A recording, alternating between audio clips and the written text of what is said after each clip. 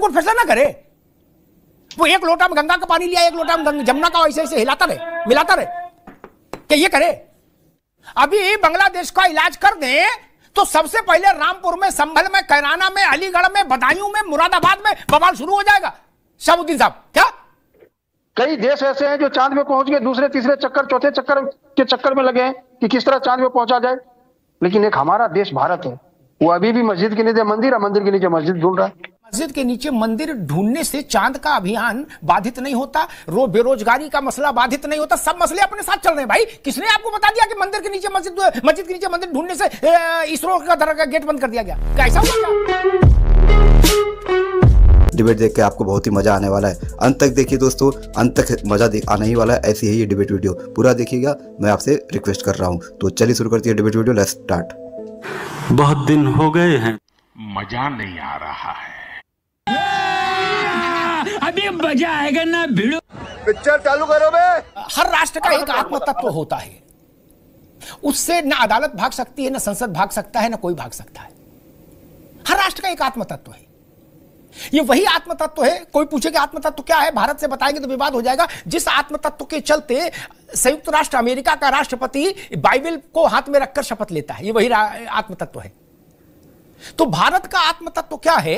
मुझे नहीं लगता इसके लिए कोई रॉकेट साइंस की जरूरत है समझने के लिए, क्योंकि भारत तब से है जब क्रिश्चियनिटी और इस्लाम पैदा नहीं हुआ था, इसलिए आत्म तत्व को समझना होगा। मुन्ना खान साहब, सुप्रीम कोर्ट ने जो मसले चल रहे हैं वो खारिज नहीं किए, कहा अदालतें सुनवाई जारी रख सकती हैं, आदेश तब तक नहीं दे जब तक हम इस मसले पर सुनवाई नहीं कर ले और अपनी राय स्पष्ट ना कर दें। मतलब सुनवाई जारी रख सकते हैं, ऐसा नहीं कहा कि सारी चीजें क्वेश्चन कर रहे हैं, जितने मुकदमे हैं लोअर कोर्ट्स में सब हम एबॉलिश कर रहे हैं, क्वेश्चन कर रहे हैं, ऐसा नहीं कहा। बात सिर्फ इतनी है कि जब तक बड़ी अदालत सुने तब तक छोटी अदालतें अपना इम्तिहान दे लें, रिजल्ट जारी ना करें। मुन्ना खान साहब, मेरे ख्याल से अभी स्थिति यही है। बहुत अच्छा सवाल था आपका, बहुत अच्छा सवाल था। देखिए, कहीं ना कहीं सुप्रीम कोर्ट को ऐसा लगा कि सरकार कहीं ना कहीं गलत दिशा में जा रही है। मैं आपको बता दूं, कई ऐसे केस पेंडिंग है, 14 करोड़ केस पेंडिंग है सुप्रीम कोर्ट में, जिसकी सुनवाई नहीं हो रही है, कई सालों से पड़े हैं। लेकिन अगर संभल का मसला आता है तो सिर्फ 6 घंटे के अंदर अपील भी होती है, सुनवाई भी होती है और कार्रवाई भी होती है। तो कहीं ना कहीं सुप्रीम कोर्ट ने इन बातों का संज्ञान लिया है। मैं दिल की गहराइयों से उनका धन्यवाद अदा करता हूँ कि आपने कहा ना कि हिंदुस्तान तब पैदा हुआ जब यहाँ मुस्लिम और क्रिश्चियन नहीं थे। आप बहुत अच्छे एंकर है, मैं दिल के गहराइयों से आपका सम्मान करता हूँ, मैं बहुत इज्जत करता हूँ, आपने बहुत सही कहा। मैं यही तो चाहते हैं सभी लोग कि जो ये परंपरा है ये बरकरार रहे। न जाने किसके पेट में दर्द हो रहा है। आज युवा बेरोजगार है, उसके रोजगार की बात नहीं हो रही। कई देश ऐसे हैं जो चांद पे पहुंच गए, दूसरे तीसरे चक्कर चौथे चक्कर के चक्कर में लगे हैं कि किस तरह चांद पे पहुंचा जाए, लेकिन एक हमारा देश भारत है, वो अभी भी मस्जिद के नीचे मंदिर और मंदिर के नीचे मस्जिद ढूंढ रहा है।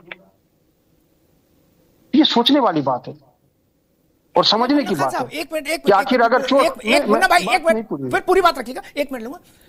मंदिर के नीचे, मस्जिद के नीचे मंदिर ढूंढने से चांद का अभियान बाधित नहीं होता, बेरोजगारी का मसला बाधित नहीं होता, सब मसले अपने साथ चल रहे हैं भाई। किसने आपको बता दिया कि मंदिर के नीचे मस्जिद के नीचे मंदिर ढूंढने से इसरो का दर का गेट बंद कर दिया गया? कैसा हुआ? क्या बोले इसरो वाले तुम लोग ताला लगा दो, ज्ञान व्यापी फैसला आएगा उसके बाद खोलना? ऐसा बोला क्या किसी ने?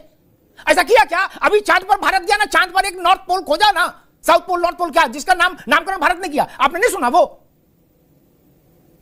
ये तो इन्फिनिटी कॉम्प्लेक्स इतना ज्यादा अंदर तक पेवस्त है, एहसास कमतरी कि हाँ हिंदुस्तान कुछ नहीं है, कीड़ा मकोड़ा है, अफगानिस्तान विश्व गुरु है, वो मानने को तैयार है, लेकिन भारत बोले ना खत्म है, कीड़ा मकोड़ा है। ऐसी भाषा नहीं रखनी चाहिए भाई, ना ऐसा भाव रखो। यहीं जन्मे हो मित्र, यहीं रहोगे, यही मादरे वतन है। सऊदी अरब से कुछ हासिल होगा नहीं ना, तब ऐसी भाषा क्यों हम लोग रखते हैं कि लोग चांद पर 4 चक्कर लगाए, हम लोग मंदिर के मस्जिद के नीचे मंदिर खोज रहे हैं। हाँ, मंदिर के नीचे मस्जिद भी खोजी जाए, मस्जिद के नीचे मंदिर भी खोजा जाना चाहिए, क्यों नहीं खोजा जाना चाहिए? किसी के अधिकारों को रोक लगा दी जाएगी? मुन्ना खान भाई, विश्व में हमारी एक पहचान है, हम भारत के लोग हैं, हमारा एक वजूद है। आज हमसे कई देश डरते हैं, और देश डरने का यह मतलब नहीं कि हम दोनों भाइयों आपस में लड़ते हैं।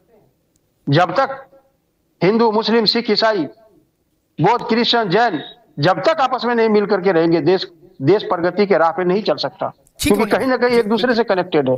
भारतीय जनता पार्टी 10 सेकेंड अमिताभ जी, हमारी बात पूरी नहीं। जी भाई, भारतीय जनता पार्टी चाहती है कि कहीं ना कहीं माइंड को डाइवर्ट किया जाए, देश में वो केरोसिन छिटा जाए जो आपस में नफरत पैदा हो, और उन्हें ये लगे, हिंदू भाइयों को लगे कि जो हमारी सरकार है, जो नरेंद्र मोदी की सरकार है, वो हिंदू हितैषी है। अरे भाई, अगर हिंदू हितैषी सरकार है तो 78 लाख युवा बेरोजगार है, वो भी तो हिंदू है। बांग्लादेश में हमारे हिंदू भाई काटे जा रहे हैं। बहुत अफसोस की बात है, हमारे देश के प्रधानमंत्री हिंदू, देश के गृह मंत्री हिंदू, और चुटकी बराबर अदना सा देश बांग्लादेश, वहां हमारे हिंदू भाइयों पर अत्याचार हो रहा है, और वहां के प्रधानमंत्री शेख हसीना के साथ झूला झूल रहे हो। ठीक है भैया, अभी रुकना होगा। सरकारों का जो काम है, सरकारों का वही काम है और वही रहना भी चाहिए। लेकिन ज्ञानवापी में महादेव को स्वीकार करने वाले, मानने वाले लोगों को मुकदमा लड़ने से कोई माई का लाल कैसे रोक सकता है? क्या कोई सरकार मुकदमा लड़ने के अधिकार से किसी को वंचित कर सकती है?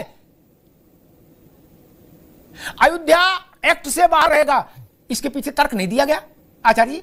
जब ये लिखा गया था कि अयोध्या इससे बाहर रहेगा, तब भी तर्क नहीं दिया। बोले लेकिन काशी मथुरा सब इसके अधीन आ जाएंगे। क्यों आ जाएंगे, ये भी तर्क नहीं दिया। ऐसा लगा जिले इलाही मां बदौलत बैठे जहांगीरी सिंहासन पर और घंटा बजाया और फैसला सुना दिया। मसला है, कहना बड़ा सरल होता है कि बांग्लादेश पर कार्रवाई करो, तुम्हें हमारी कसम कार्रवाई करो, ललकारना।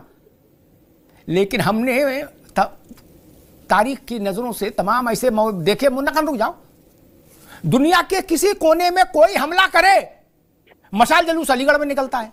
क्यों?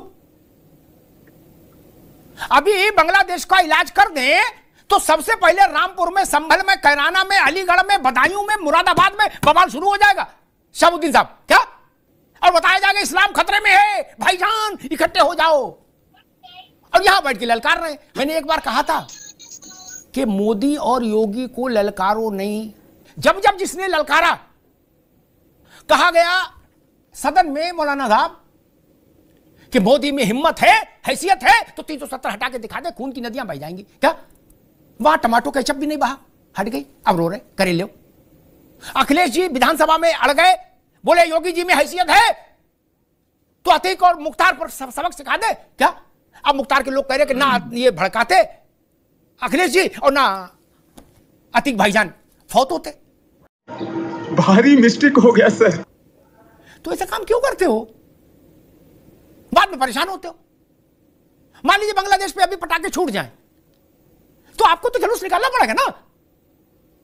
तब इतनी ठंड में कहां जुलूस निकालोगे? ठंड भी तो बहुत पड़ रही है। पारा 3 में 3 जा रहा है। मान लीजिए अभी पटाखे छोड़ दें, पटाखे छोड़ने में कोई बहुत बड़ी बात नहीं। पाकिस्तान में छोड़ दिए तो बांग्लादेश क्या बेच रहा है? लेकिन आप सब लोगों के पास मैसेज आ जाएगा कि भाई चलो अब जुलूस निकालो। इस बात पर मोदी जी का एहसान मानो कि इतनी भरी ठंड में कम से कम आप लोगों को जुलूस के लिए मजबूर नहीं कर रहे हैं। अब जिसकी जली हो वो कृपया साइड से चला जाए और जिसे मजा आया हो वो शेयर करके कमेंट में जय श्री राम जरूर लिखता जाए। जय श्री राम।